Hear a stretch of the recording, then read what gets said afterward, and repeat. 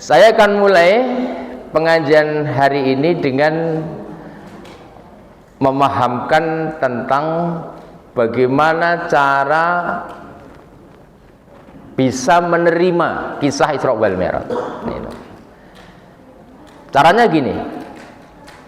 Untuk sesaat ini silahkan kita tanggalkan dulu atribut sih. Apa namanya ya?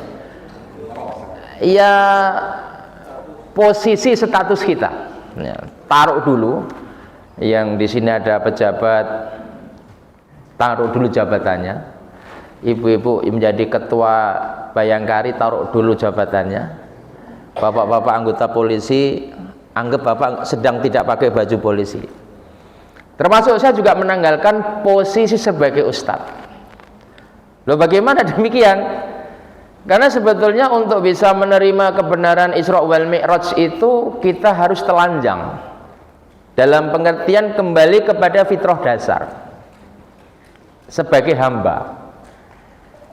Kebenaran itu Bapak Ibu akan sulit kita terima sepanjang masih ada tabir atau hijab yang menutupi kebenaran itu. Saya ulangi, kebenaran itu sulit kita terima ketika masih ada hijab atau tabir yang membatasi kita dengan kebenaran itu. Apa tabir yang biasa membuat kebenaran akhirnya tidak bisa kita terima? Yaitu urusan dunia, Pak. Urusan dunia. Kalau bicara dunia itu kan macam-macam. Kekayaan itu bisa menjadi penghalang masuknya kebenaran. Kedudukan atau jabatan atau suku itu bisa membuat kebenaran menjadi tidak bisa masuk.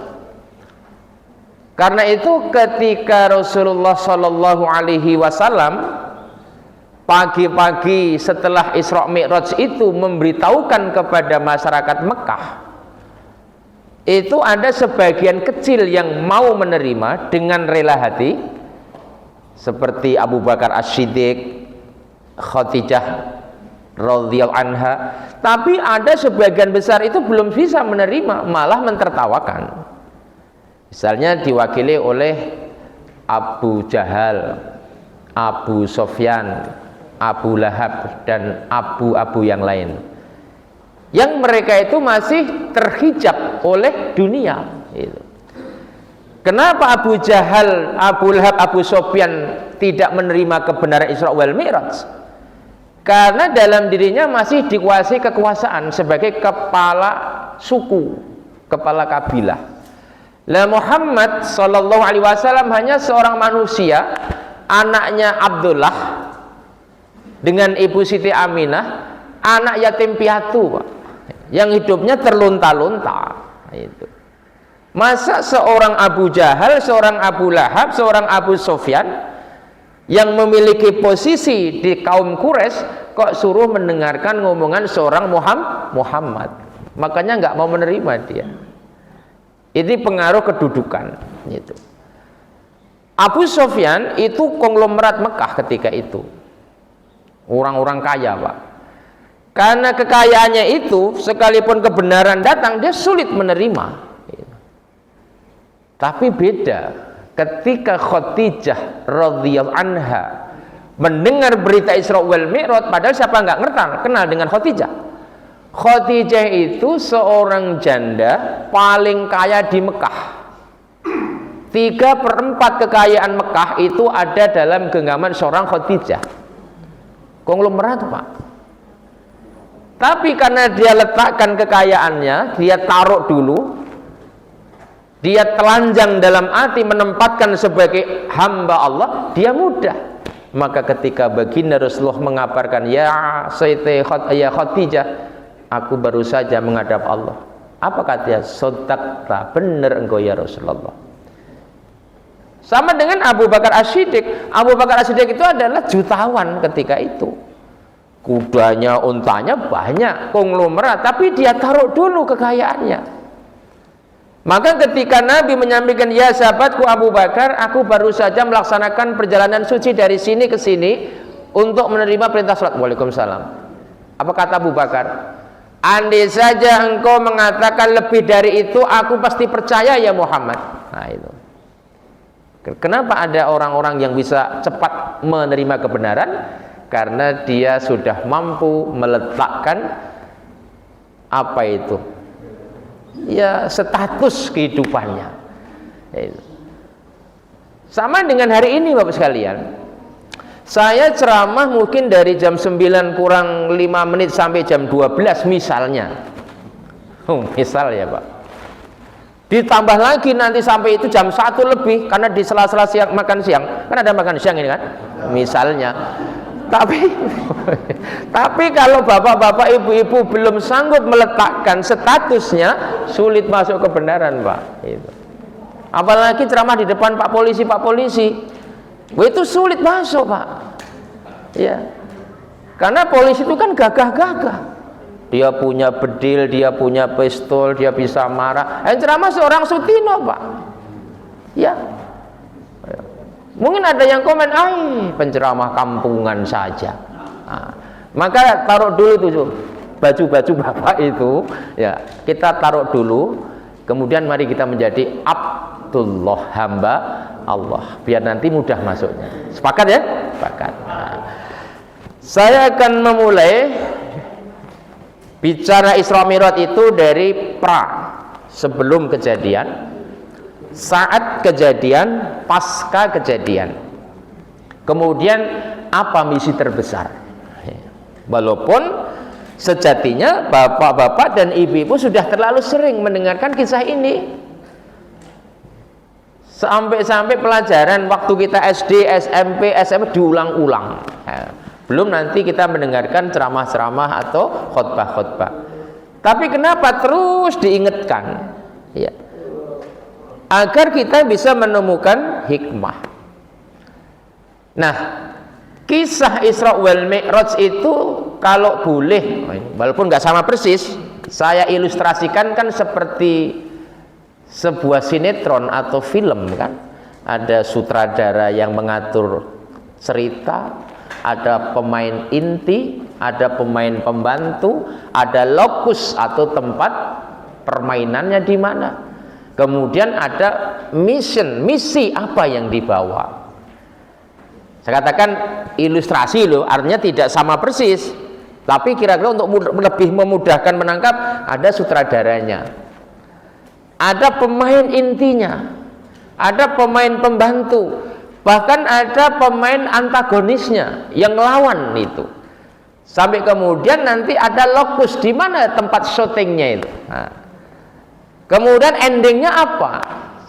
Sehingga penonton bisa mengambil saripati. Meskipun kalau dalam film-film kan kita itu kan banyak nggak bisa ngambil saripatinya, karena cuma tontonan. Ini bukan tontonan tapi tuntunan sebetulnya. Lebih daripada tontonan tapi tuntunan kehidupan. Siapa posisi sutradara dalam kisah ini? Yaitu Allah Subhanahu wa ta'ala. Jadi kalau kita sepakat bahwa sutradaranya Allah, maka tidak ada yang mustahil. Loh, kok Muhammad bisa jalan dalam satu malam dari Mekah ke Masjidil Haram ke Palestina, kok ke sana kok bisa? Anda jangan tanya begitu. Jangankan cuma begitu, menggulang dunia malam itu bisa. Kenapa? Sutradaranya Allah Subhanahu wa ta'ala. Nah, apa yang Allah kehendaki pasti bisa. Ini yang saya maksudnya. Jadi kalau orang pendekatannya pendekatan iman, tidak ada yang impossible, pasti banyak yang possible, serba mungkin. Tapi kalau hanya menggunakan daya akal, nggak akan bisa menjawab kebenaran, Pak. Akal siapa yang bisa mengatakan dalam satu malam kok bisa melaksanakan perjalanan dalam jarak sekian triliun kilometer? Mekah Madinah saja sudah sekian, Masjidil Haram ke Masjidil Aqsa saja sudah sekian ratus kilo, belum naik. Nah, tapi karena Allah sutradaranya, boleh, bisa. Itu sutradaranya. Siapa pemain intinya? Siapa pemain bintangnya di sini? Kalau film action kan namanya Bruce Willis, ya. Kan sering nonton itu. Lah ini bintangnya itu namanya Muhammad sallallahu alaihi wasallam. Pemain intinya itu. Maka nanti kita harus fokus kepada bintang ini, apa yang dia lakukan, apa yang dia dapatkan untuk bisa kita teladani itu. Siapa pemain pembantunya? Di sana ada pemain pembantu itu ada dua. Yang paling utama namanya Khadijah, yang kedua namanya Abu Talib. Nah itu dua orang yang mempengaruhi betul kehidupan jiwa Rasulullah sallallahu alaihi wasallam. Siapa pemain antagonisnya? Rivalnya siapa? Kan kalau Bapak Ibu nonton sinetron, nonton film pasti ada yang bertentangan pasti ya. Kalau ada pendekar kok nggak punya lawan, nggak jadi film itu Pak. Oh pendekar hebat, dikatakan hebat karena dia bisa mengalahkan lawan.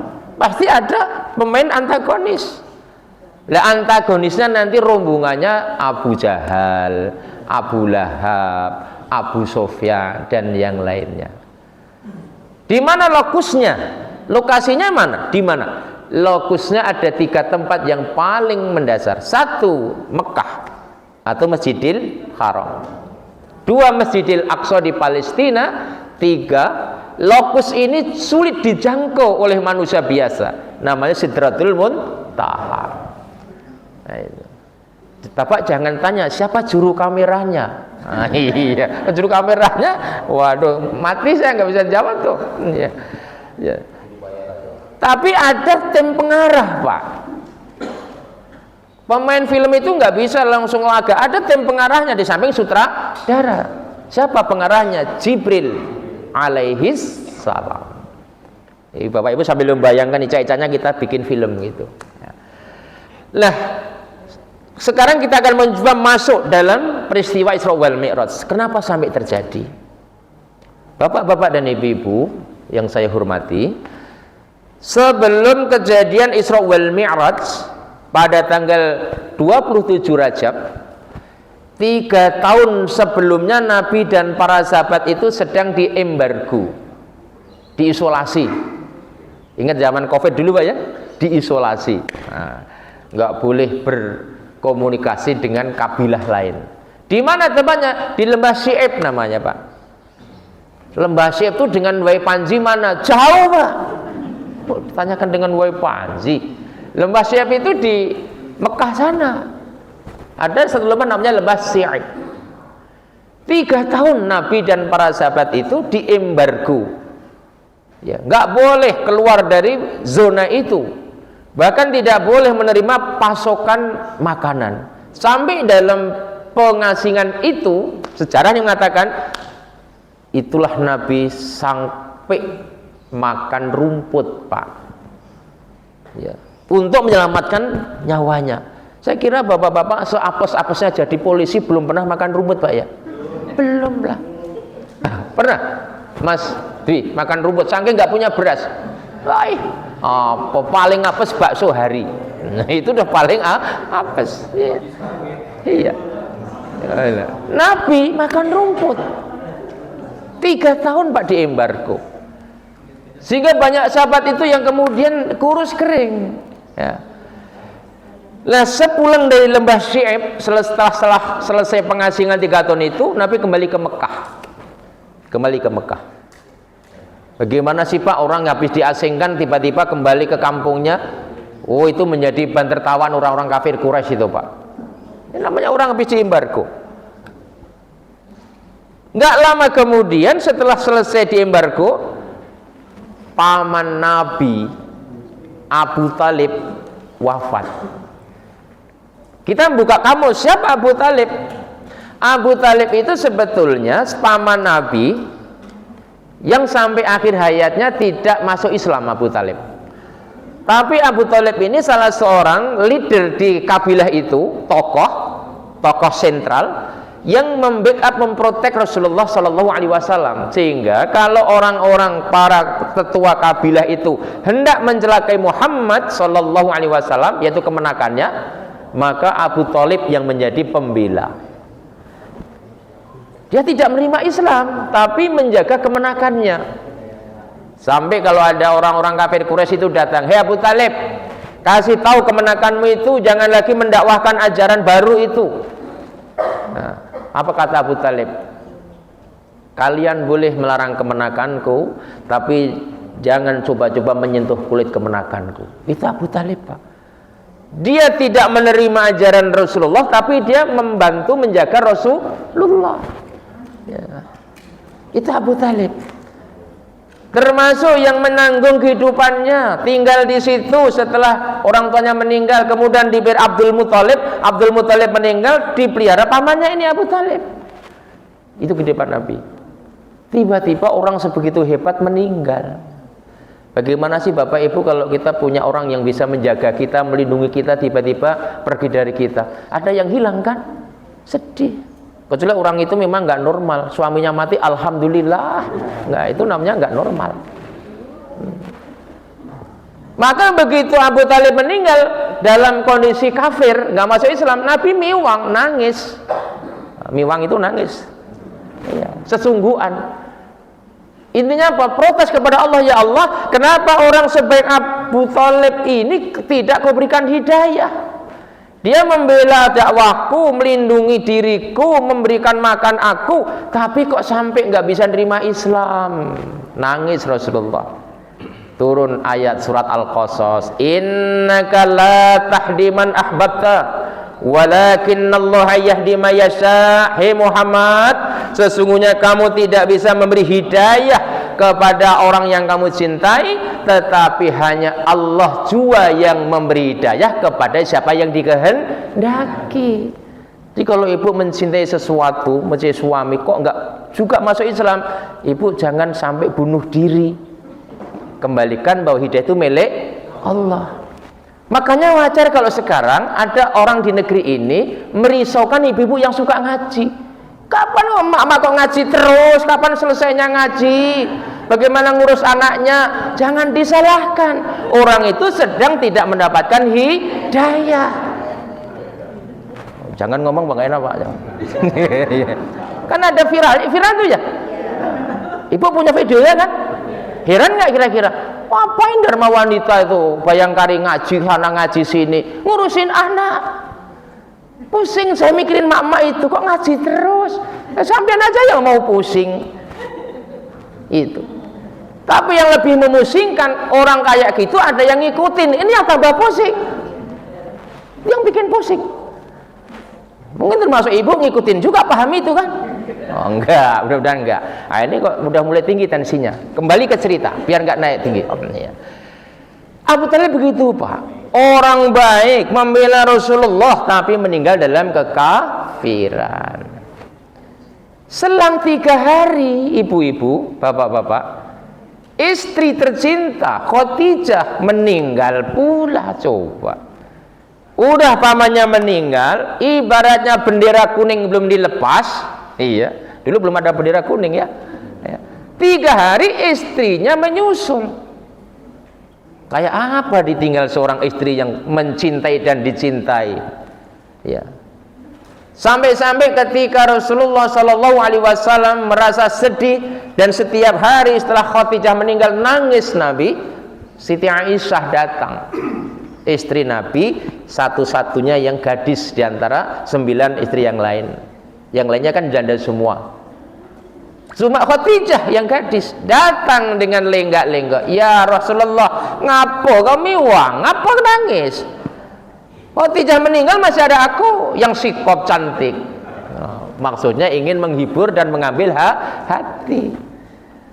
Sudahlah ikhlasin saja, toh yang meninggal sudah tua. Wong Khadijah dengan Rasul itu nikahnya selang jarak umurnya jauh kan. Baginda Nabi umur 25, Khadijah 40 tahun. Begitu meninggal kan nangis Nabi. Khadijah yang Aisyah yang masih kinyis-kinyis kan cemburu. Gak usah nangis lah, kan masih ada saya. Oh, disitulah Rasulullah memuncak amarahnya. Berdiri dia bilang, la wallah, kata Rasulullah. Hei Aisyah, demi Allah tidak. Tidak ada wanita yang lebih baik daripada Khadijah. Kenapa? Dialah wanita yang pertama-tama beriman bersama aku ketika yang lain masih pada kafir. Dialah orang yang pertama-tama membenarkan tentang keimananku, ajaranku ketika yang lain masih mendustakanku. Dialah wanita yang mencurahkan, memberikan semua hartanya untuk dakwahku ketika manusia yang lain masih bakhil. Dialah satu-satunya wanita yang memberikan keturunan kepadaku ketika yang lain tidak memberikan keturunan. Coba, terkumpul segala kelengkapan kesempurnaan Siti Khadijah. Jadi bapak-bapak kalau punya istri memiliki gini, diawet-awet Pak, walaupun udah tua gitu ya. Bapak beriman, istri mendukung iman bapak ya. Istri bapak mengajak kebenaran, istri mendukung ya. Misalnya bapak ingin coba-coba, ingin korupsi, istrinya ngingetin, jangan korupsi Pak, sebanyak pun berapa harta akan kurang, lihatlah Ferdi Sambo, misalnya kayak gitu kan, ibu ngingetin ya. Jangan malah ibu pun jadi provokator. Kapan kita mau bisa ganti rumah Pak? Udah jadi polisi dari tahun dulu, nggak sama saja, peci saja dari peci hitam terus bapak nggak ganti-ganti misalnya. Jangan diprovokasi. Istri itu menentukan kehidupan suami. Itu Pak. Ini hati-hati juga ini sekarang. Rusaknya bapak-bapak karena juga sebagian faktor istri. Yuk kita jadi Khadijah Bu. Termasuk ibu-ibu kalau minum tangan kanan itu juga Siti Khadijah. Ini langsung diingetin ya. Kembali kepada kisah. Nah, di saat Rasulullah Shallallahu Alaihi Wasallam diuji, meninggalnya Abu Talib, meninggalnya Khadijah, Nabi untuk menghibur diri pindah ke Taif. Taif itu salah satu kabilah kurang lebih 13 mil dari Mekah. Ke bapak-bapak yang pernah umroh atau haji, biasanya nanti diajak ziarah ke kota Taif. Sekarang udah menjadi kota besar sih. Dengan harapan mudah-mudahan di kampung di kota Taif ini mendapatkan sambutan oleh penduduk Taif. Tapi tidak. Begitu sampai di kota Taif dan ada orang tahu bahwa itu Muhammad, orang-orang pada berlomba-lomba mengejar Rasulullah Shallallahu Alaihi Wasallam dengan dilempari batu Kanjeng Nabi itu. Kayak apa lo mendakwahkan Islam itu, jamaah rahimakumullah ya. Sampai Nabi itu seperti bukan Nabi Pak, dikejar, dilempari sampai anak-anak ikut memburu Rasulullah Shallallahu Alaihi Wasallam sampai bisa menyelinap di satu kebun punya Utbah namanya. Begitu sudah masuk di kebun itu dengan anak angkatnya Haritsah namanya, dia berdoa mengadu kepada Allah. Mungkin kira-kira kalau diterjemahkan gini, ya Allah, berat nihan beban ini. Bahasa Palembang toh Nabi itu enggak juga, alangkah berat beban ini. Saya ini katanya engkau angkat sebagai Rasul, sebagai Nabi, mendakwahkan risalah kebenaran, tetapi kenapa begitu deras ujian bertubi-tubi? Jangankan mereka menerima dakwahku, mereka malah memusuhiku, mengusirku, mencelakakanku. Ya Allah, nggak sanggup hamba menjadi nabi. Nah, ini klimaks penderitaan Pak. Allah sebagai sutradara ngerti. Ya, karena yang bikin cerita Allah kok. Mungkin gini kalau mau dibahasakan, Muhammad. Orang sukses itu untuk menjadi orang hebat, menjadi panutan harus diuji dulu. Kalau Anda yang akan diberi amanah memimpin umat manusia, bukan hanya umat sebagian manusia Pak ya. Kalau Nabi Isa kan hanya untuk umat umat Nasrani, Nabi Musa untuk kaum Yahudi, Muhammad itu untuk seluruh umat manusia sampai akhir zaman. Masa nggak dites sih? Itu cara Allah nguji. Sama dengan bapak-bapak akhirnya menjadi pejabat ini kan pakai ujian Pak ya, nggak langsung nongol jadi pejabat. Iya, kecuali lewat belakang. Biasanya lewat belakang itu nggak awet, pakai suap, pakai kasak kusuk karena pamannya pejabat. Biasanya nggak awet yang begitu. Tapi kalau lewat proses penempaan, hebat dia, jujur. Nabi itu ditempa luar biasa, dan itu sengaja Allah bikin biar apa? Lapis siap mentalnya. Cuma kan manusia nggak ngerti, Pak Nabi nggak ngerti. Yang dia rasakan cuma penderitaan. Sampai Allah menghibur. Am hasibtum an tadkhulul jannata walamma yatikum mathalul ladzina khalau min qablikum massadhumul ba'sa'u wa dharra'u wa zulzilu hatta yaqula ar-rasulu wal ladzina amanu ma'ahu mata nasrullah ala inna nasrallahi qarib. Itu cara menghibur. Hemat Muhammad, apa kamu sangka kamu akan masuk surga begitu saja? Sementara kamu belum aku uji seperti orang-orang dulu aku uji. Orang-orang dulu itu aku uji sampai mereka itu ngomong. Mereka diuji kelaparan, kesusahan, penderitaan sampai saking beratnya mata nasrullah, kapan pertolonganmu itu datang ya Allah. Saking beratnya beban. Nabi baru boleh makjelek, oh iya ya, hidup perlu ujian. Jadi kalau kita berani hidup nggak berani diuji, jangan hidup Pak. Tapi udah kadung hidup gimana kita ini? Itu bedanya. Jadi orang kalau paham ayat ini Pak, geleleng dia, bukan geleleng sombong, anteng dia. Dikasih jabatan bersyukur, nggak dikasih sabar, nggak perlu neko-neko itu. Iya, betul itu Pak. Yang sering bikin orang sekarang ini error itu karena dia tidak memahami konsep hidup. Sampai kemudian Allah turunkan lagi ayatnya. Alif lam mim ahasiban nasu ayyatsraku ayyakulu amanna wa hum la yuftanun. Apakah manusia akan dibiarkan begitu saja mengatakan beriman sedangkan belum pernah diuji? Jadi sejatinya baginda Rasulullah Shallallahu Alaihi Wasallam itu sebelum di Isra Mi'raj kan sudah ditempa dulu Pak, psikologinya, bahkan fisiknya, keluarganya. Hanya gara-gara apa? Menawarkan konsep hidup yang benar, Islam ini gitu. Nah, setelah dipandang perlu oleh Allah bahwa ujiannya sudah cukup menurut takaran Allah ya, kemudian Allah menghiburnya. Dipanggillah Jibril sebagai pendamping. Jibril ista'al, kemari. Kau turun ke bumi, langsung ke Mekah. Temui hambaku namanya Muhammad, buka dadanya, bersihkan sebersih-bersihnya. Habis itu ajak mido-mido. Apa mido-mido? Jalan-jalan. Apa namanya? Healing. Wah, bahasa Arab sekarang healing. Healing atau touring? Pokoknya ya jalan pelesiran lah gitu. Jibril sebagai malaikat Allah yang tidak pernah membantah turun. Jelang Isya sudah nyampe Mekah. Selesai sholat Isya, pada Isya belah dada Rasulullah, bersihin. Nggak usah bertanya Pak, itu berapa dokter waktu itu yang ngurus pesonya? Nggak usah ditanya kepada Allah. Kalau Bapak kayak itu dikejar itu nanti kan kita udah sepakat dulu kan bahwa ini yang sutradaranya Allah. Jangan disamakan dengan kemampuan kita. Yang ini sebenarnya akan menuntun tentang ilmu kedokteran, ilmu operasi itu dari kisah Isra Mi'raj ini sebetulnya mengilhami para ilmuwan. Mungkinkah manusia dadanya dibelah?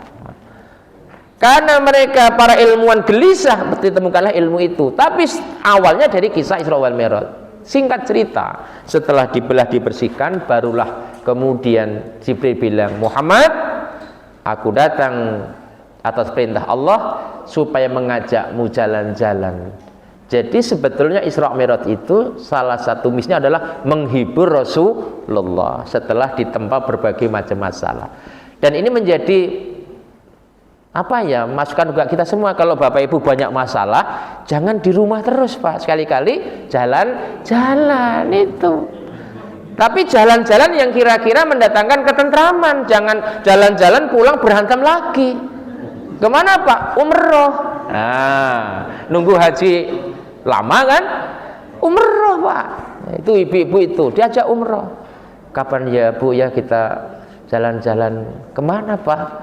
Umroh. Woi, sampai langsung dicium kanan kiri karena udah kutunggu-tunggu Papa dari dulu. Wah. Tapi kalau bapak-bapak cuma jalan-jalan ke tempat-tempat wisata, senang saat itu, pulang berantem lagi, ngapo? Pulang-pulang ATM tinggal sekian Pak, nah rasain, salah itu. Iya, itu aja. Jadi itu Bu cara menghibur hati, jalan-jalan ke tempat yang membuat hati kita nyaman gitu. Podo-podo sama-sama mengeluarkan biaya. Balik ke Isra Mi'raj. Nah, malam itu pula usai Isya baginda Rasulullah SAW dari Mekah, Masjidil Haram sekarang, diajak menuju ke Masjidil Aqsa di Palestina. Naik apa? Kereta belum ada ketika itu, bis belum ada. Jangan ditanya Pak. Al-Barkun, nanti kalau Bapak membaca surat Al-Baqarah, itu artinya barkun yang katakan buruk. Bukan buruk. Orang katakan buruk itu kuda sebrani, tinggi besar, kulitnya merah, wajahnya berwajah wanita cantik, pakai mahkota, berekorkan burung merak. Ini cerita Israiliyat, cerita bohong. Kan gitu, sampai buruk dijual di pasar-pasar tuh Pak. Ada yang beli buruk ke pasar Impres, mau beli buruk mana itu gambarnya kuda. Ini kisah Israiliyat yang dibikin orang-orang Bani Israel. Tapi karena terus-menerus diberitakan seolah-olah dianggap benar. Itulah yang kemudian muncul sebuah teori namanya the big lie, teori kebohongan. Teori kebohongan besar. Sesuatu kebohongan kalau terus-menerus disampaikan seolah-olah menjadi kebenaran. Jadi kalau Bapak pernah membaca tentang kisah perjalanan bangsa Jerman dari kaum Nazi, ada orang namanya Paul Joseph siapa satunya namanya? Goebbels, Paul Joseph Goebbels Pak. Nanti Bapak klik di YouTube. Gimana? Bukan, ini serius ini. Ada orang namanya Paul Joseph Goebbels ini Pak. Iya. Dia inilah, oh iya kependengan Pak ya, sering ketemu saja. Beliau ini punya tenan